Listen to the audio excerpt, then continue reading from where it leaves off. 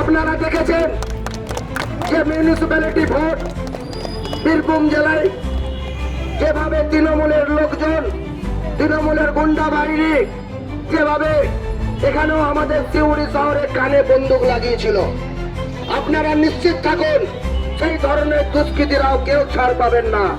কিন্তু ভারতীয় জনতা পার্টির নেতৃত্বে আগামী মিউনিসিপ্যালিটি ভোট হবে, প্রত্যেকেই ক্যান্ডিডেট দেবেন এবং প্রত্যেক মানুষ নিজের ভোট নিজে দেবেন। এটাই ভারতীয় জনতা পার্টির সংস্কৃতি, কালচার। কিন্তু তৃণমূল কংগ্রেসী বন্ধুদের বলবো, আপনারা যেখানে লুকিয়ে থাকুন না কেন, আমাদের রাজ্য সভাপতি বলেছে মাটির তলায় যদি পাতালেও যদি আপনারা লুকিয়ে থাকেন, আপনারা নিশ্চিন্তে থাকুন, আপনাদেরকে খুঁজে আইনের শাসন এখানে প্রতিষ্ঠা করব। আপনাদের মতন ঘরে যাবে না, কানে বন্দুক লাগাবে না, আইনের শাসন এখানে প্রতিষ্ঠা করবে এবং ভারতীয় জনতা পার্টির নেতৃত্বে সিউড়িও বিকশিত মিউনিসিপ্যালিটি আমরা গড়ব এবং সিউড়ি শহরকেও সোনার বাংলা, সোনার মিউনিসিপ্যালিটি আমরা গড়ে তুলব। আপনারা ভালো থাকুন, সুস্থ থাকুন। ভারত মাতা কি, ভারত মাতা কি। ভারতীয় জনতা পার্টির কোন স্তরের নেতা কর্মীরা আইন নিজের হাতে তুলে নেয়নি, আগামী দিনেও নেবে না।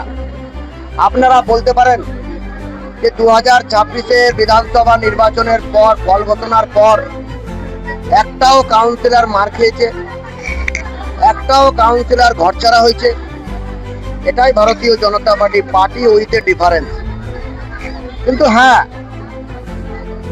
মাননীয় রাজ্য সভাপতিও আজকে বলেছেন এই সমস্ত যারা দুষ্কৃতী, যারা ভোটের সময় পঞ্চায়েত ভোট বলুন, মিউনিসিপ্যালিটি ভোট বলুন, যারা এই ধরনের তাণ্ডব চালিয়েছিল ভারতীয় জনতা পার্টির নেতা কর্মীদের উপর, তাদের একটাকেও রেয়াত করা যাবে না। পাতালেও থাকলে খুঁজে খুঁজে বের করবে। আইনের শাসন প্রতিষ্ঠা হবে, তার জন্য আইন যা করার করবে।